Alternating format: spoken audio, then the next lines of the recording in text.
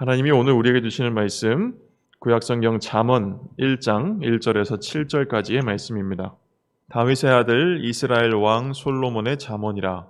이는 지혜와 훈계를 알게 하며 명철의 말씀을 깨닫게 하며 지혜롭게 공의롭게 정의롭게 정직하게 행할 일에 대하여 훈계를 받게 하며 어리석은 자를 슬기롭게 하며 젊은 자에게 지식과 근신함을 주기 위한 것이니 지혜 있는 자는 듣고 학식을 더할 것이며 명철한 자는 지력을 얻을 것이라. 잠언과 비유와 지혜 있는 자의 말과 그 오묘한 말을 깨달으리라. 여호와를 경외하는 것이 지식의 근본이거늘 미련한 자는 지혜와 훈계를 멸시하느니라. 참 좋으신 우리 주님의 은총과 평강이 이 자리에 계신 성도 여러분 모두와 함께 하시기를 빕니다. 네, 간밤에 비 피해는 없으셨는지요? 지난 며칠 새 중부지방에 수차례의 폭우가 내렸습니다.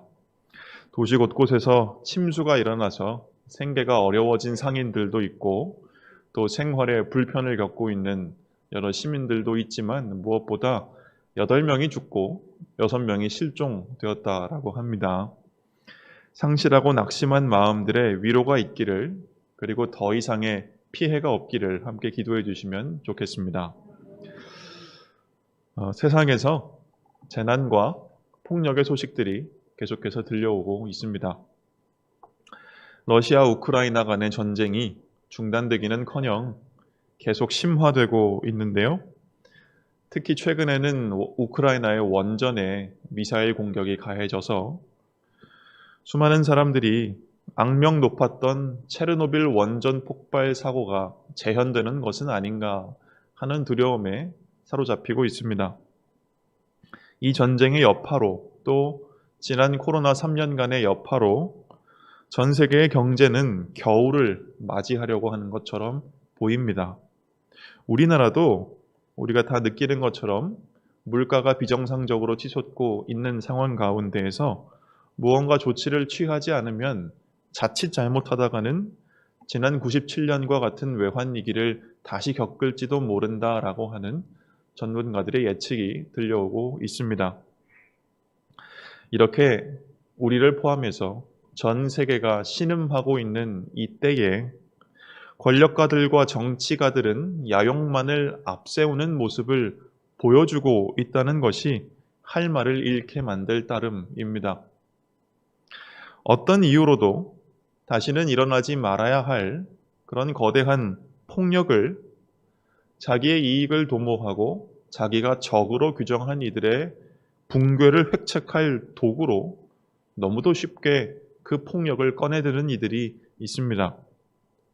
정직하고 성실하게 하루하루 분투하는 평범한 사람들이 허탈감을 느끼게 하는 일들이 뉴스에서 연일 보도되고 있습니다. 희생당한 생명이 있어서 그 생명에 대한 책임을 물으면 도망가기 바쁘고, 그러나 우직하게도 제 배를 불리기에 여념이 없는 사람들, 그런 종류의 사람들은 불의를 저지르고도 당당합니다. 억울한 자들과 선을 말하는 자들은 그들의 폭력이 무서워서 자신들의 목소리를 감추고 맙니다. 이러한 때에 수천 년 전 이사야가 이스라엘과 그 주변 국가들을 향해 던졌던 불호령이 다시 들리는 듯합니다. 무슨 말이었습니까? 그는 이렇게 얘기했습니다. 누구도 사람 생각은 않는구나. 누구도 내 백성을 생각하지는 않는구나. 이것이 이사야가 했던 말이었습니다. 수탈자들이, 그리고 세도가들과 결탁한 종교 지도자들의 폭력이 민초들의 삶을 부숴놓은 때에 나타난 사람, 예수는 이렇게 외쳤습니다. 회개하라. 하나님의 나라가 가까이 왔다. 그는 종말이 가까웠기 때문에 모든 사람들이 그 자신의 불의에서 돌이켜서 하나님을 향할 것을 선포했던 것입니다. 그렇게 하면서 그는 하나님이 지으신 생명들을 향해 가해지고 있는 그 잔혹한 폭력들에게 온몸으로 저항했습니다. 이처럼 예수 안에는 이사야와 같은 구약의 예언자들의 목소리가 생생하게 살아 있었고, 예수를 따라 기독교 신앙이 말하는 것 또한 우리의 삶의 자리에 깊숙이 들어와 있고 전 세계에 만연해 있는 불의한 현실에 저항해야 한다는 것입니다. 우리는 교회를 그리스도의 몸으로 고백합니다. 바꿔 말하면 이 말은 교회는 예수 그리스도가 품으셨던 그 정신의 구현이어야 한다고 하는 것입니다. 그것이 교회가 그리스도의 몸이라고 하는 말의 뜻이라고 저는 이해하고 있습니다. 교회는 그리스도의 몸이라고 한다면 갈릴리와 예루살렘 사람들이 목격했던 바로 그 예수의 모습을 오늘날 각자의 삶의 자리에 구현하고 체현하는 사람들의 모임입니다. 그러나 예수 정신이 그 안에 사라졌기 때문에 예수의 삶도 그 안에서 사라진 것처럼 보입니다. 예수의 십자가와 부활은 말뿐이고 무용지물이 되어버린 것 같습니다. 누구도 곁에 있는 사람을 생각하지 않고 제 행복만 챙기기에 급급한 것으로 보이기 때문에 그렇습니다. 예수를 말하고 있는 장소들, 예수를 말하고 있는 사람들이 이렇게나 많은데 역설적으로 이 시대에 예수를 그리워하는 사람들이 많아지고 있다는 것은 분명 비극적인 일인 것입니다. 그러면 예수 정신은 무엇일까요? 예수 정신의 한가운데에는 무엇이 있을까요? 예수 정신의 핵심에는 온 세상이 하나님의 현존으로 충만하다라고 하는 감각이 있습니다. 즉, 우리가 살아가고 있는 이 세상은 하나님의 세상이라고 하는 인식이, 그리고 그 하나님께서 이 세상에 있는 모든 생명 있는 존재들을 돌보시고 아끼시는 자비로운 분으로 경험된다라고 하는 그 알미, 예수 정신의 핵심에 있었습니다. 세상에 대한 예수의 이러한 알은 이 세상 사람들이 이 세상을 이해할 때에 그 자체로는 가치 중립적인 것으로, 그 자체로 홀로 떨어져 존재하는 독립적인 것으로 보는 인식과 정반대되는 그러한 생각입니다. 하나님이 세상을 만드셨다는 것을 우리가 믿음으로 받아들인다고 한다면, 우리가 하나님이 이 세상을 만드셨다는 것을 믿는다면 우리는 예수님과 같은 눈으로 세상을 바라보고 있어야 합니다. 하나님의 창조라고 하는 것은 우리의 말과 혀로 증명되는 것이 아니라 예수와 같이 세상을 이해하고 그와 같이 생명을 아끼는 우리의 행동을 통해 느껴지는 것입니다. 우리는 하나님의 창조가 이래서 진짜라고 저래서 진짜라고 설득하려는 것이 아니라 예수와 같이 온 세상에 충만한 하나님의 현존이 있음을 먼저는 우리 스스로가 경험해야 하고, 그 다음에는 예수와 같이 그렇기 때문에 생명 있는 존재들을 아껴야 합니다.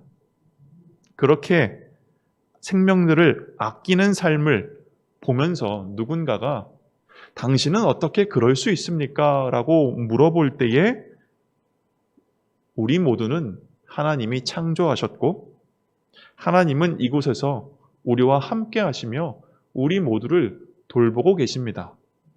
그렇기 때문에 나도 우리 모두를 돌보고 아낍니다. 라고 대답하는 것, 이것이 우리가 유일하게 할 수 있는 일입니다.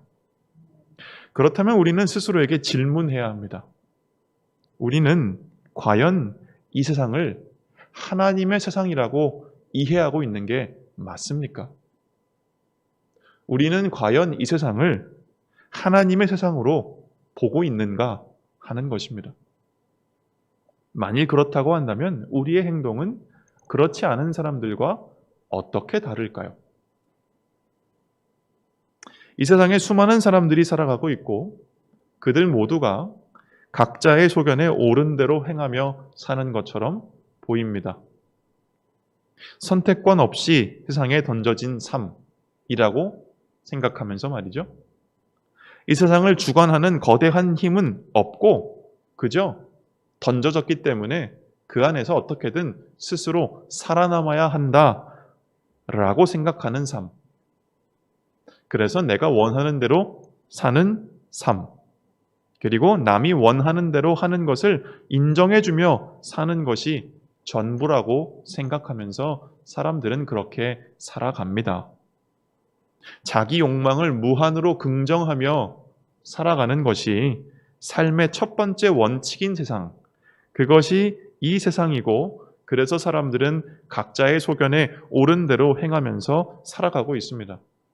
그리고 성경은 이스라엘 사람들조차 이렇게 생각하며 살아가던 때가 있었다라고 이야기합니다.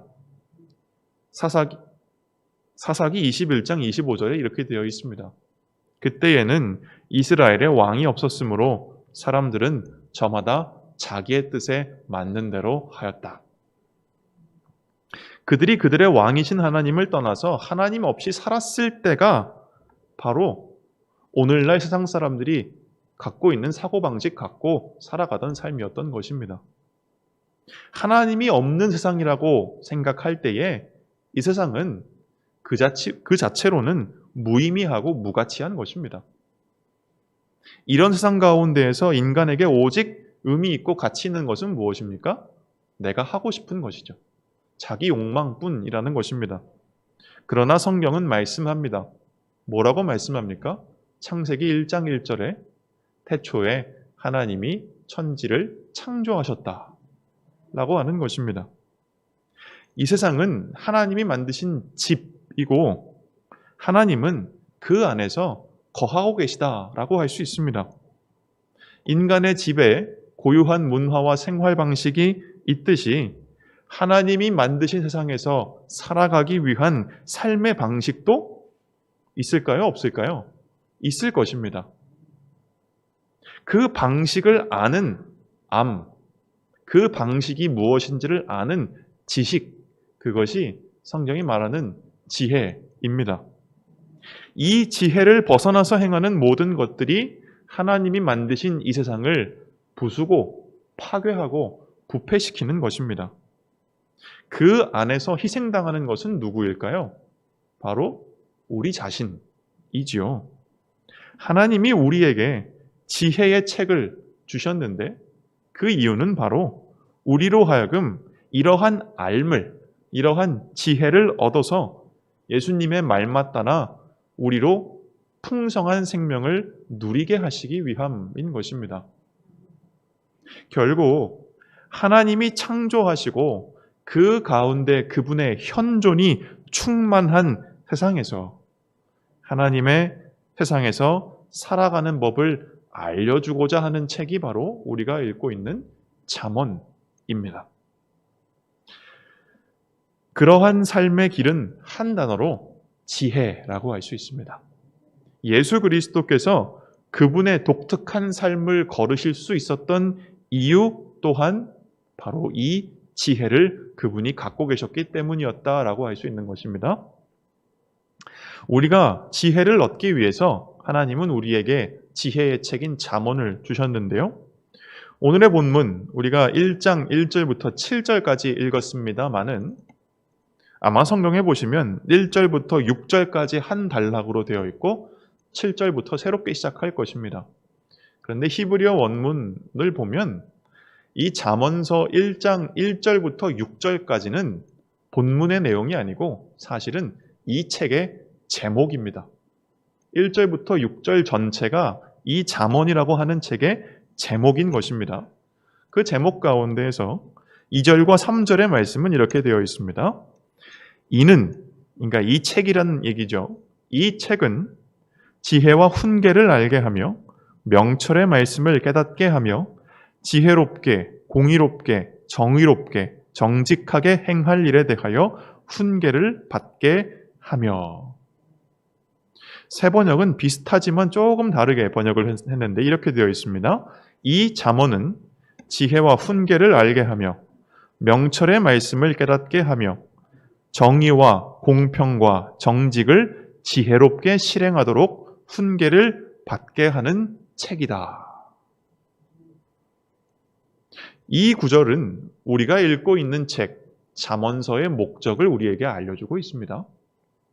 그것은 우리로 지혜와 훈계를 알게 하고 명철의 말씀을 깨닫게 하며 지혜로운 삶을 살 수 있도록 우리가 훈계받게 하는 책이라고 하는 것입니다. 여기서 우리가 반드시 기억해야 할 것은 정의와 공평과 정직이라는 말입니다. 우리가 지혜와 훈계를 얻어야 하는 것은 무엇입니까? 그것은 우리가 지혜롭게 실행할 수 있도록, 지혜롭게 살 수 있도록 하기 위한 것인데, 그렇다면 지혜로운 삶은 무엇입니까?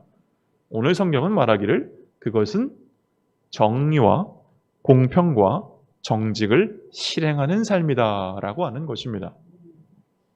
정의와 공평과 정직, 이 세 가지는 기본적으로 하나님께서 명하시는 것을 행하는 일과 관련되어 있습니다. 먼저 옳은 일을 행하는 것, 정의, 공평이라고 하는 것은 억압당하는 이들의 부르짖음을 듣는 것, 고난당하는 자의 탄식 소리를 듣는 것, 경제적으로 궁핍당하는 자들의 사정을 알고 돕는 것입니다. 이것을 가리켜서 조금 어려운 말로 분배적인 정의다, 경제적인 정의다라고 말을 하고 있는데, 성경이 관심을 갖고 있는 것은 바로 이 분배적인 정의를 행하는 일입니다. 또 공평하게 판단하는 것, 정의를 행하는 것은 재판에서의 공정함을 뜻합니다. 다시 말해 사리사욕에 매이지 않고 무엇이 하나님의 뜻에 속한 것인지를 올바르게 분별하여 판단하는 것입니다. 그리고 정직히 행하는 것은 무엇이냐 하면 그것은 하나님께서 명하시는 바를 향해서 좌로나 우로나 치우치지 않고 그냥 그것만 보고 똑바로 가는 것을 말합니다. 지혜는 이러한 삶을 우리에게 살도록 한다는 것입니다. 그런데 이 모든 것을 알 때 우리 마음속에서는 한 가지 질문이 생겨나죠. 그것은 지혜의 선물인 정의와 공평과 정직이라고 하는 것이 오늘 우리의 현실과 너무 동떨어져 있는 것 아니냐라고 하는 것입니다. 너무 순진한 말 아니냐라고 하는 것입니다. 그것은 우리가 살아가고 있는 세상이 악하기 때문에 그럴 것입니다. 사람들의 생각이, 이 세상의 현실이 정의와 공평과 정직과는 너무 멀리 떨어져 있는 세상이다라고 우리는 생각하고 있는 것입니다. 그런 세상 가운데서 과연 이런 삶을 사는 것이 가능할까 하는 것이죠. 그렇다면 오늘 잠언서는 우리에게 불가능한 말을 하고 있는 것일까? 라고 우리는 되물어 볼 수 있겠습니다. 오늘 본문 말씀 7절을 우리 함께 읽어보도록 하겠습니다. 여호와를 경외하는 것이 지식의 근본이거늘 미련한 자는 지혜와 훈계를 멸시하느니라. 아멘. 여호와를 경외하는 것이 지식의 시작이지만 어리석은 자들은 지혜와 훈계를 멸시하더라 라고 잠언서는 말하고 있습니다. 우리의 의문, 과연 이 세상에서, 이 악한 세상에서 정의와 공평과 정직을 행하는 것이 가능한 일인가? 라고 하는 이 질문에 대한 성경의 답은 무엇이냐면 여호와 하나님을 경외하는 것이 모든 것의 토대다라고 하는 것입니다. 이 표현, 여호와를 경외함이라고 하는 말은 다른 말로 여호와를 두려워함이라고 표현되는데 여기서 경외함 또는 두려움이라고 하는 말은 굉장히 이 두려움 이상의 것을 담고 있는 포괄적인 단어입니다. 여호와를 경외함, 하나님을 경외함이라고 하는 이 표현은 영어로 feel awe and wonder, 다시 말해서 놀라움을 느끼다, 경이로움을 느끼다, 감탄하고 경탄하다, 두려워하다, 신비하게 여기다, 이 모든 것을 품고 있는 말이 하나님을 경외하다라고 하는 말입니다. 그러니까 하나님을 경외함이라고 하는 것은 하나님의 광대하심 앞에서 내가 나의 작음을 깨달을 때 느끼게 되는 그러한 외경의 감정이라고 할 수 있습니다. 1.5리터 생수병이 여기 있다고 가정해 봅시다. 그것을 한 번에 다 마시려고 할 때에 우리는 1.5리터 생수병에 들어있는 물의 양이 참 많다라고 생각할 것입니다. 그런데 그 1.5리터 생수병을 가지고 바닷가에 한번 나가 보십시오. 그 바닷가에 그 드넓은 해변에 서서 생수병의 물하고 바닷가의 물하고 그 양을 한번 비교해 보십시오. 우리는 드넓은 바다 앞에서 우리 손 안에 들고 있는 물이 너무도 작구나라는 것을 깨닫게 될 것입니다. 나 자신, 내 안에 있는 것, 내 주변의 것들보다 하나님이 훨씬 크신 분임을 깨달을 때에 우리의 반응은 어떤 겁니까? 놀람입니다. 놀라움, 그리고 두려움입니다. 이러한 놀라움과 두려움은 누군가가 나를 위협할 때 느끼는 그런 공포가 아니라 이해 불가능한 것을 마주했을 때에 우리가 느끼는 두려움. 하나님께서 나를 초월해 계신 분임을 알 때에 생겨나는 신비함, 두려움입니다. 그때에 우리는 우리의 언행을 되돌아보고 조심하게 됩니다. 그리고 크신 하나님을 우리의 언어와 생각의 한계 안에 가두지 못한다는 것을 깨닫고 그저 그분의 위대하심을 높이게 됩니다. 이것이 하나님을 경외하는 것입니다. 하나님을 경외한다는 것은 요약하자면 제가 예전에도 드린 말씀인데 하나님 앞에서 나의 한계를 인정하는 것입니다. 동시에 그분의 크심을 인정하는 것입니다. 성 아우구스티누스라고 하는 분은 다음의 이야기를 전하고 있습니다. 그가 삼위일체론에 관한 이야기를 저술하고 있을 때였는데 그때 그가 어느 해변가를 걷고 있었습니다. 그런데 그 해변가에서 아우구스티누스는 한 남자아이가 모래사장에 앉아 있는 것을 보았습니다. 그래서 그 아이에게 가까이 다가가서 보니 그 아이가 모래사장에 조가비로 구멍을 파고서는 그 조가비로 바닷물을 끊임없이 퍼서 구멍에다가 밀어넣고 쏟아놓고 있었습니다. 그래서 아우구스티누스가 도대체 왜 그러느냐고 그 이유를 물었더니 아이는 내가 이 조가비로 바닷물 전체를 구멍에다가 다 담으려 한다라고 이야기했습니다. 그래서 아우구스티누스가 이렇게 이야기했습니다. 아이야, 그 조그만 조가비로 그 조그만 구멍에 어떻게 바닷물을 다 담을 수 있겠느냐. 그러자 아이가 이렇게 이야기했다고 합니다. 그런데 당신은 어떻게 당신의 그 작은 머리에 삼위일체의 신비를 집어넣으려 하십니까? 웃기죠? 네, 이것이 아우구스티누스가 삼위일체론을 집필할 때 꾸었던 꿈의 내용입니다. 그러니까 나의 작음을 알고 주님의 크심을 인정하며 나의 한계를 인정하는 것, 이것이 하나님을 경외하는 것입니다. 우리가 하나님께 경외심을 갖는 순간 우리는 우리 삶의 모든 영역 가운데에 우리가 넘어서는 안 되는, 우리가 넘을 수 없는 경계선이 눈에는 보이지 않지만 있다는 것을 깨닫게 됩니다. 여기서 우리가 이전에 알고 있던 세상적인 지식과 전혀 다른 종류의 알미 우리에게 생겨납니다. 이 알미 바로 지혜입니다. 이 지혜는 우리 삶의 모든 영역에 영향을 미치는 종류의 지식이라고 할 수 있습니다. 어떤 사람은 지식이 끝나는 곳에서 지혜가 시작된다라고 말하기도 했다지만 성경은 바로 이러한 지식, 우리의 자금과 하나님의 광대하심을 아는 지식, 하나님의 위대하심 앞에서 인간의 한계를 고백하는 지식, 이것이 지혜요. 이 지혜의 토대는 바로 하나님을 경외함이라고 말하고 있는 것입니다. 바로 이러한 지식, 이러한 지혜가 우리 안에서 새로운 생명으로 향하는 질서를 창조합니다. 하나님을 경외하는 이 지혜 위에 예수 정신이 서 있었습니다. 그렇다면 예수 정신이란 무엇일까요? 다시 묻지만 예수 정신이란 무엇인가? 그 안에는 하나님의 현존에 대한 감각이 있습니다. 하나님의 현존, 하나님이 지금 여기 계시다는 겁니다.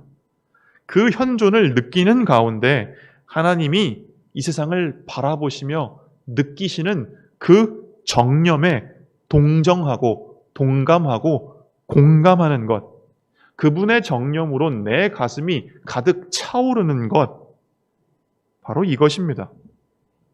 아브라함, 요수아, 헤셀이라는 사람은 바로 이러한 하나님의 정념으로 자신의 정념이 가득 차오르는 것이 구약의 예언자들이 예언을 할 수 있었던 동력이었다라고 이야기를 합니다. 예수 그리스도 또한 그 전설적인 예언자들의 목소리를 자기 자신 안에 지니고 있었던 예언자 예수였습니다.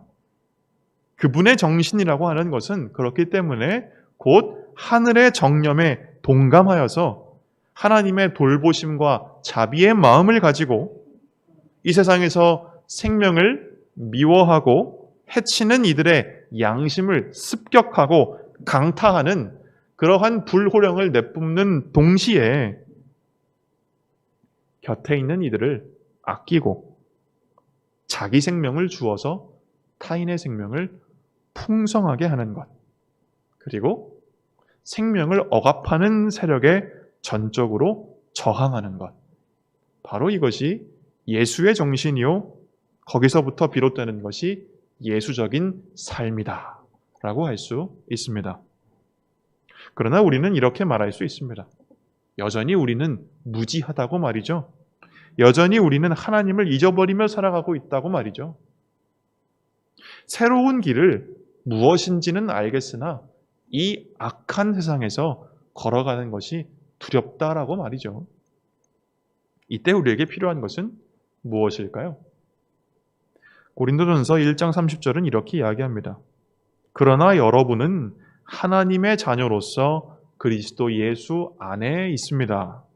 그는 우리에게 하나님으로부터 오는 지혜가 되시며 의와 거룩함과 구원이 되셨습니다. 사랑하는 여러분, 우리는 우리 주 예수 그리스도께 기도하는 가운데서 우리에게 바로 이러한 지혜를 주십시오 라고 구할 수 있습니다.